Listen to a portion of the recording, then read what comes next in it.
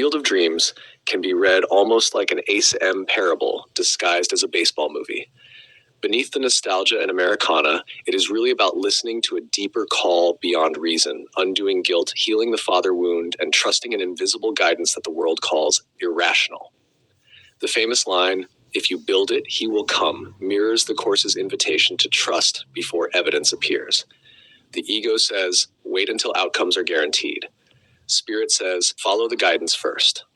Ray hears a voice no one else hears.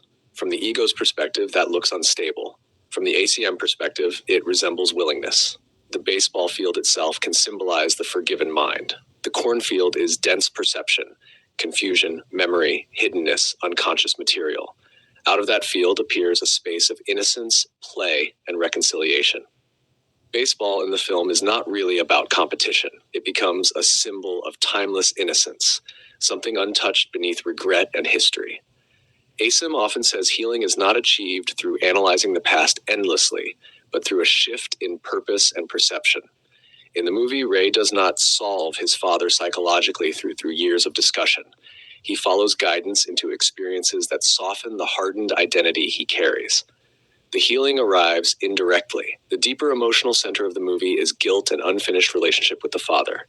Ray carries grievance, regret, judgment, unresolved separation, the belief something valuable was lost. That is classic ACM territory. The ego preserves identity through unfinished emotional contracts. I was hurt. I missed my chance. I lost love. I failed. The miracle recontextualizes the past without needing to rewrite events. When Ray finally asks, "Hey, Dad, want to have a catch?" that moment is profoundly ACIM-like. Not because the past changed historically, but because perception changed presently. The separation dissolved. The Course would say the healing is not primarily between two bodies. It is the collapse of the belief in separation itself. The father becomes less a person and more a symbol of restored innocence in mind. There is also an important ACIM theme in the movie's tension between practicality and guidance.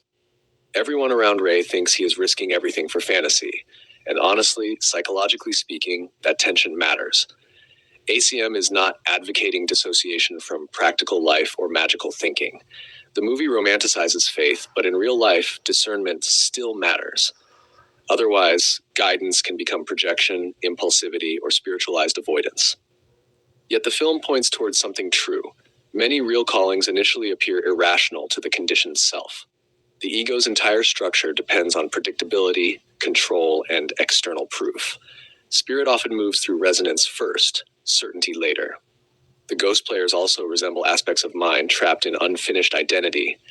They emerge from hiddenness into visibility, almost like forgotten innocence returning to awareness. They are dead historically, yet alive symbolically. ACM would frame this less as literal spirits and more as symbols arising in the dream to facilitate healing. And then there is the final image, people coming from everywhere toward the field. That can symbolize the attraction of peace itself. When forgiveness is accepted, it becomes naturally extending. Not evangelism, not persuasion, just quiet radiance. The healed mind becomes attractive because defensiveness relaxes there. One subtle caution, though. The ego can romanticize special destiny in movies like this. I am chosen. I alone hear the voice. My mission makes me spiritually unique. ACIM consistently dismantles spiritual specialness. The miracle is not that Ray is special. The miracle is that love remained underneath the layers of grievance long enough to be remembered. The field was always there beneath the corn.